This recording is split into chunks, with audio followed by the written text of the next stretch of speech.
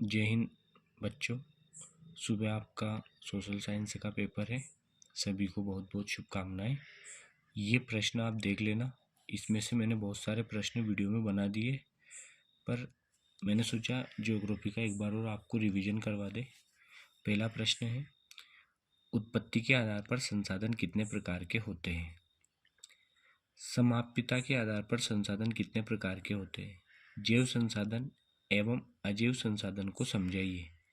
नवीकरण और अनवीकरण संसाधनों में अंतर लिखिए। राष्ट्रीय संसाधन एवं अंतर्राष्ट्रीय संसाधनों में अंतर बताइए। सतत पोषणीय विकास क्या है?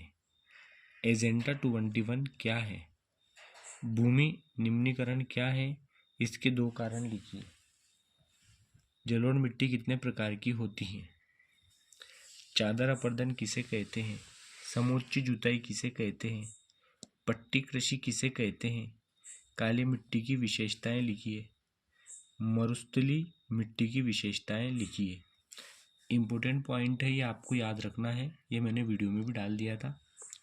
हमारे देश में राष्ट्रीय वन नीति 1952 द्वारा निर्धारित वनों के अंतर्गत 33% भौगोलिक क्षेत्र वांछित है। मतलब राष्ट्रीय वन नीति में कितने प्रतिशत है? 33%। शुमे सर ने अपनी पुस्तक स्मॉल इज ब्यूटीफुल में गांधी जी के दर्शन का उल्लेख किया है। भूमि निम्नीकरण के क्षेत्र, भूमि निम्नीकरण के कारण झारखंड, छत्तीसगढ़, मध्य प्रदेश, उड़ीसा में वनोन्मूलन और वृक्षों की कटाई के कारण भूमि का अपरदन होता है। गुजरात, मध्य प्रदेश, राजस्थान, महाराष्ट्र में अति पशुचारण से, बहुत ज़्यादा पशुओं को चराने से भूमि का अपरदन होता है। पंजाब, हरियाणा, पश्चिम उत्तर प्रदेश में अधिक सिंचाई के कारण भूमि का अपरदन होता है। प्रश्न आएगा, अधिक सिंचाई के कारण कहाँ पर भूमि का अपरदन होता है? तो पंजाब, हरियाणा और पश्चिमी उत्तर प्रदेश में। अगला है अध्याय 2, वन एवं वन्य जीव संसाधन। जैव विविधता क्या है? यह मानव जीवन के लिए क्यों महत्वपूर्ण है? जैव विविधता का मतलब होता है अलग अलग प्रकार के जीव जंतु, उसे जैव विविधता कहते हैं। अलग अलग जीव जंतु, और इसी के अंतर्गत पेड़ पौधे भी आ जाएंगे विभिन्न प्रजातियों के। भारत में जैव विविधता को कम करने वाले कारक लिखिए। मतलब ये जैव विविधता कम होने के क्या कारक है नहीं? जंगलों की कटाई है ना, पहले पुराने समय में बहुत ज़्यादा शिकार किया जाता था वो। वन और वन्य जीव संसाधनों के प्रकार लिखिए। वन और वन्य जीव संसाधनों के आपको इसमें प्रकार लिखना है। संकटग्रस्त जातियाँ कौन कौन सी है? मतलब जो बिल्कुल समाप्त होने के कगार पर पहुंच गई है। पारिस्थितिक तंत्र क्या है ना, इकोसिस्टम। पश्चिम बंगाल में बक्सा टाइगर रिजर्व डोलोमाइट के खनन के कारण गंभीर खतरे में। ये महत्वपूर्ण पॉइंट है जो आपको याद होना चाहिए। मतलब एक बार आप प्लीज़ इसको देख लेना। भारतीय वन्य रक्षण अधिनियम 1972 में लागू किया गया। भारतीय वन्य जीव कब लागू किया गया? 1972 में। प्रोजेक्ट टाइगर वन्य जीव परियोजना 1973 में शुरू हुई। भारत में बाघ संरक्षण परियोजनाओं के उदाहरण। राज्य और राष्ट्रीय उद्यान। उत्तराखंड जिम कार्बेट राष्ट्रीय उद्यान किस राज्य में? जिम कार्बेट उत्तराखंड में। सुंदरवन राष्ट्रीय उद्यान पश्चिम बंगाल में। बांधवगढ़ मध्य प्रदेश में।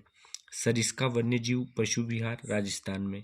मानस बाघ रिजर्व असम में। ये पूछते हैं मानस राष्ट्रीय उद्यान किस राज्य में? असम में। पेरियार बाघ रिजर्व केरल में। मध्य प्रदेश में स्थायी वनों के अंतर्गत सर्वाधिक क्षेत्र हैं, जो कि प्रदेश के कुल वन क्षेत्र का भी 75% है। मतलब सबसे अधिक वन मध्य प्रदेश में पाए जाते हैं, है ना। मुंडा और संथाल जनजातियां महुआ और कंदप के पेड़ों की पूजा करते हैं। ये 2 जनजातियां मुंडा और संथाल झारखंड की। ओडिशा और बिहार की जनजातियां शादी में इमली और आम की पूजा करती है। ये उनका प्रचलन होगा, तो ये 2 पेड़ की करती है, इमली और आम की। टिहरी में किसानों का बीज बचाओ आंदोलन शुरू हुआ था। अध्याय 3 में। वर्तमान समय में भारत में कुल विद्युत का लगभग 22% भाग जल विद्युत से प्राप्त होता है। मतलब ये सत्य असत्य में पूछा जा सकता है ऐसे पॉइंट। इसलिए वर्तमान समय में भारत में कुल विद्युत का लगभग 22% भाग जल विद्युत से प्राप्त होता है। बिल्कुल सत्य है। जवाहरलाल नेहरू गर्व से बांधों को आधुनिक भारत के मंदिर कहते थे। ये भी बिल्कुल सही है। सरदार सरोवर बांध नर्मदा नदी पर बनाया गया है। ये भी बिल्कुल सही है। राजस्थान के जिले जैसलमेर में खादीन और अन्य क्षेत्रों में जोहर जल संरक्षण के उदाहरण है। जोहर। वर्षा जल प्राकृतिक जल का शुद्धतम रूप है। अध्याय 4, कर्तन दहन प्रणाली क्या है, इस पे मैंने बहुत अच्छा वीडियो बनाया, उसको देख लेना आप परीक्षा के पहले। और परीक्षा देने से पहले एक बार मैप का मानचित्र भी आप देख लेना, मैप वाला जो वीडियो है ना वो आप देख लेना, क्योंकि मैप ऐसा होता है जो तुरंत देख के जाना, मतलब परीक्षा से 1 घंटे पहले आप उसको जरूर देखना, उसको देखना नहीं भूलना, क्योंकि सीधा सीधा 4 नंबर जुड़े रहते हैं मैप से। गहन जीविका कृषि की विशेषताएं बताइए। वाणिज्य कृषि की विशेषताएं लिखिए। रोपण कृषि की विशेषताएं लिखिए। रोपण कृषि मान लो आपको याद नहीं है तो वो कृषि जो जिसको जिन फसलों को हाथ से चोपा जाता है, हाथ से लगाया जाता है, उसे रोपण कृषि कहते हैं। इसका क्षेत्र अधिक होता है, इसमें श्रम की आवश्यकता अधिक होती है। रेशेदार फसलें कौन सी है, नाम लिखिए। जूट और कपास, उसे रेशेदार फसल कहते हैं। जूट को सुनहरी रेशा क्यों कहते हैं, एक ये प्रश्न भी पूछते, 1 नंबर में पूछा जा सकता है। अगला है खनिज और ऊर्जा संसाधन में से मैप पूछेगा, वो 4 नंबर का, इसलिए मैंने नहीं बनाया, लेकिन फिर भी गलत पूछ ही ले मान लो वो तो। परंपरागत और गैर परंपरागत संसाधनों में अंतर बताओ, ये प्रश्न आपको देख के जाना चाहिए। परंपरागत और गैर परंपरागत, परंपरागत मतलब जो पुराने हैं, जैसे लोहा नहीं सॉरी कोयला, खनिज तेल, गैस, ये। गैर परंपरागत में जैसे पवन ऊर्जा, सौर ऊर्जा, ज्वारी ऊर्जा, ये दोनों आ जाएगा। तो परंपरागत मतलब पुराने समय से जिसको हम उपयोग में ला रहे हैं और जो अभी समाप्त होने के कगार पर पहुंच गए। और गैर परंपरागत जो नवीनीकरण है, मतलब अभी अभी हमने इनका उपयोग करना शुरू किया और ये कभी समाप्त नहीं होते और ये हमें समाप्त होने के कगार पर पहुंच गए। यदि हमने इनका संरक्षण नहीं किया तो आने वाली पीढ़ी इनके उपभोग से वंचित रह जाएगी।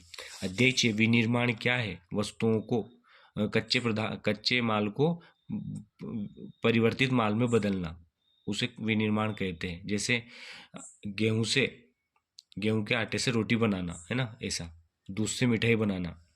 आधारभूत उद्योग क्या है, मतलब सभी उद्योगों का आधारभूत उद्योग जिससे सभी मशीनों का निर्माण किया जाता है, जैसे लोहा इस्पात उद्योग आधारभूत उद्योग है। उद्योगों की स्थिति को प्रभावित करने वाले कारक लिखिए, जिसमें आपकी जलवायु आ जाएगी, सड़क मार्ग आ जाएगा, परिवहन मार्ग आ जाएगा, बाजार आ जाएगा, श्रमिक आ जाएगा, पूंजी आ जाएगी, जल की उपलब्धता आ जाएगी। वो लोह लोह लोह और अलोह खनिज में अंतर लिखो, है ना।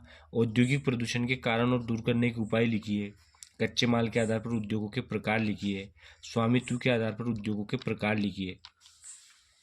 राष्ट्रीय अर्थव्यवस्था की जीवन रेखा अध्याय 7, सड़क परिवहन के 3 गुण लिखिए। अब सड़क परिवहन के गुण तो है कि ये द्वार से द्वार सामान पहुंचाने में महत्वपूर्ण होता है ना। अभी वर्तमान सड़क परिवहन के द्वारा हम मतलब पक्की सड़कों से हम जल्दी यातायात सुगमता। डिजिटल भारत कार्यक्रम क्या है, अब आप जानते हो, आप मोबाइल चलाते हो। स्थानीय एवं अंतर्राष्ट्रीय व्यापार में अंतर लिखो। अब ये स्थानीय मतलब यही अपने पास में होने वाला, और अंतर्राष्ट्रीय मतलब 2 या 2 से अधिक देशों के बीच होने वाला व्यापार। परिवहन तथा संचार के साधन किसी देश की जीवन रेखा तथा अर्थव्यवस्था क्यों कहे जाते हैं।